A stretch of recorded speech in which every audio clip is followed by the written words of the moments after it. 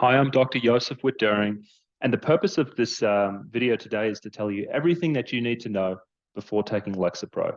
A little bit about me. I'm a psychiatrist. I've been doing this for about 7 years.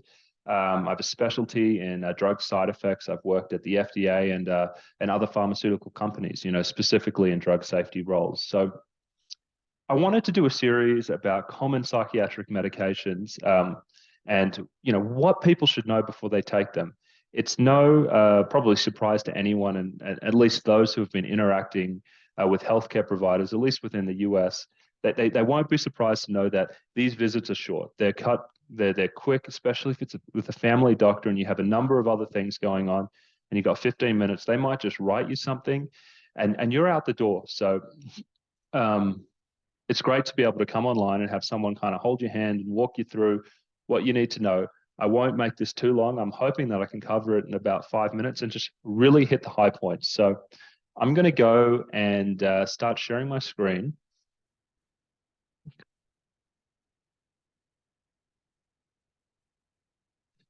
So what is this and where are we right now? So we're looking at daily meds, which is pretty much where you can go to find the most recent drug labels for anything. So I have another video about this if you're more interested in it, called What Everyone Should Know Before Taking a Psychiatric Medication. Okay, so you get here, and this is the most recent up-to-date label. So the first thing that you need to know about Lexapro is in populations that are under age 25, it increases the risk of suicidal behavior and thoughts. So that comes from the clinical trials where they looked at the group on drug and the group off drug, and there is a slightly higher rate of suicidal behavior in those that are under age 25. So we'll keep on going on and get back to that later on. So indication, this means what the regulators have approved it for. So it's for major depressive disorder and anxiety. However, if you have PTSD or some other anxious type condition, they're typically used off-label. That's really common in psychiatry for pretty much all the psychiatric medications to all of the SSRIs to be used for depression, anxiety, PTSD, etc. Dosage and administration.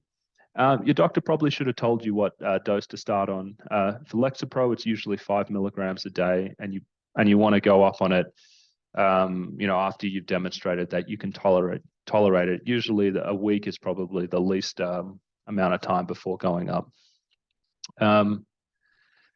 Dosage forms and strength. This tells you what the strengths of the tablets are. Of note, 20 milligrams is the highest recommended dose. Sometimes people will go higher, but that is going off-label, but it has been done before. Contraindications.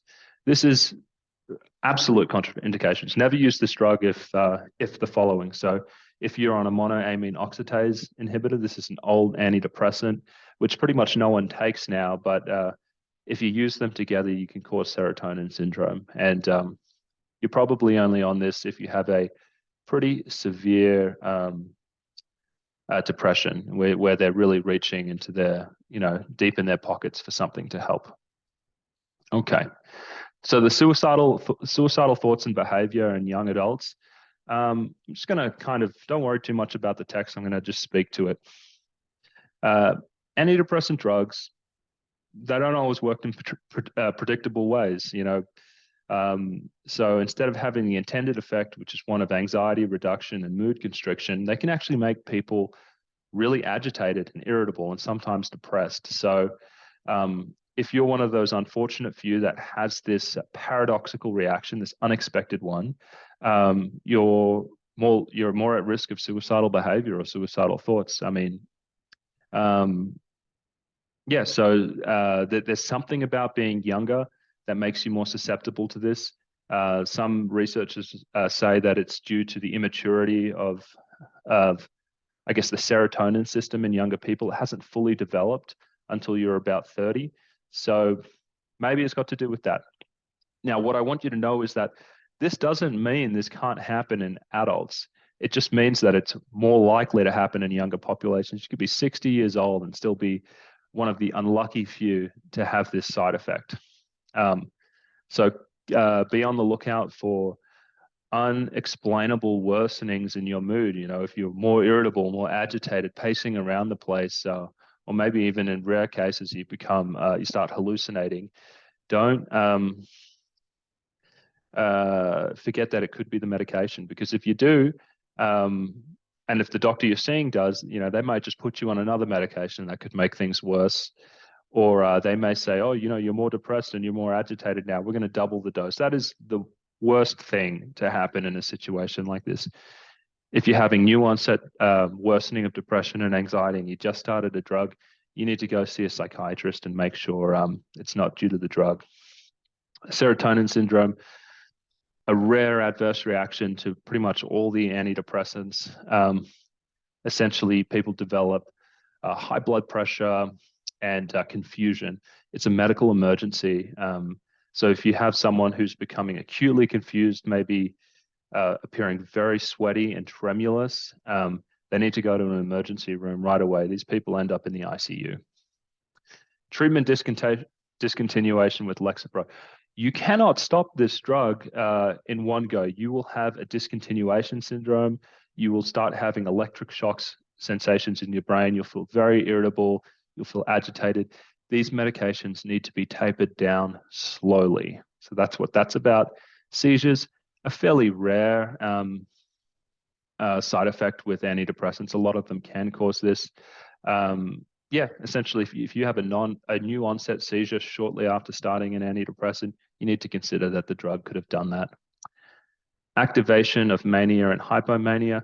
This is kind of like an interesting thing, because what we see with some antidepressants is they make people go into a very elevated mood, and they can become disinhibited, impulsive, have racing thoughts, speak really quickly.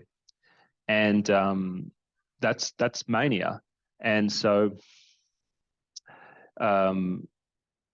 they say activation of mania because one of the theories is, depression is the other side of bipolar disorder. So sorry, in bipolar disorder, you have depression and mania. So if you come to the doctor and you're depressed, they put you on an antidepressant and you become manic, you're stuck with this question of, wait, do I actually have bipolar disorder now?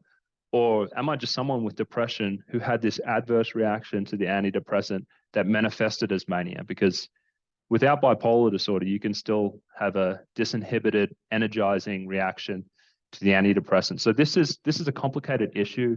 You need to see a psychiatrist for this one. If you have a family history of bipolar disorder, you may be going into a genuine mania, a bipolar-related mania, or this just could be an antidepressant adverse reaction. You stop it, you move on to a different class, or you don't take it anymore. It goes away. It's done.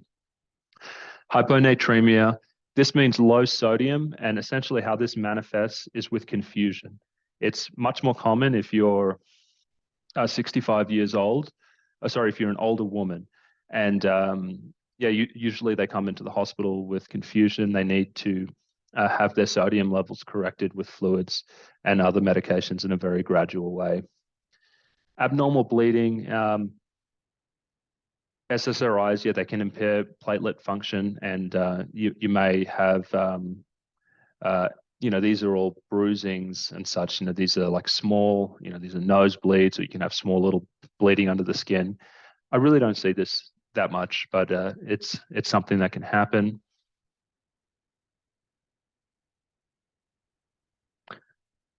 Some people will have strong cognitive side effects to the medication. They may not be able to be as focused as they usually are. Usually when this happens, this is like pretty mild, and it is just at the start when someone starts the medication. I've actually never seen a severe form of cognitive impairment that wasn't caused by something else, like the hyponatremia. So a rare thing I haven't seen too much, but something to keep in mind. Acute closure glaucoma. This is an emergency. It can lead to vision loss. So if you're having new onset blurry vision, you may need to go and see the doctor. Again, not something that I've seen a lot of.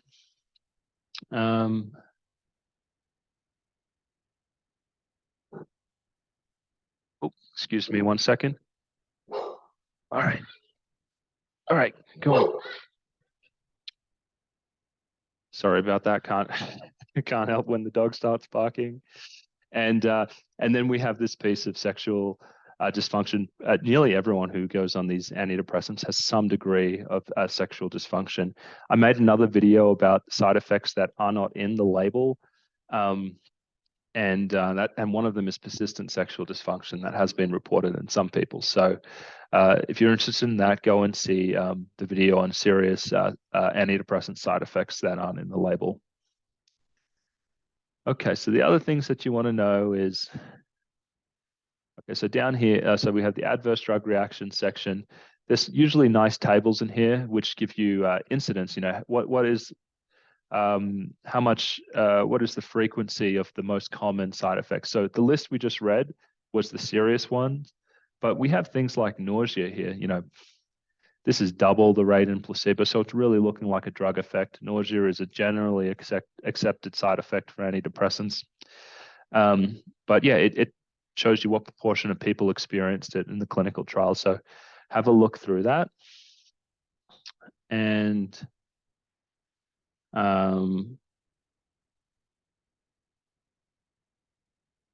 one thing to keep in mind, so, you know, they say 10% of people had ejaculation disorder and impotence. So these are usually, this is by patient report. So obviously it seems like it's a lot lower because patients aren't lining up to tell people that they're having sexual dysfunction.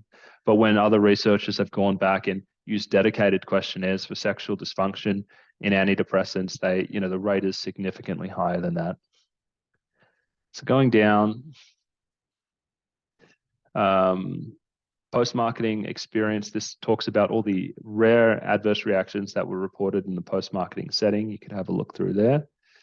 Use in special populations. This is important if you are pregnant or breastfeeding. I won't go into it in too much detail, except to say that essentially all of the antidepressants cross the placenta and go into breast milk in some ways. The significance of this is not really known, but there is some evidence that antidepressant use during pregnancy may be associated with higher rates of autism. I know it's not in this label, but there are researchers out there talking about it. So that is, it's kind of, I guess, more speculative at this time, but it's something that other researchers are looking into and they are worried about. I'm not really sure what the conclusion is on that.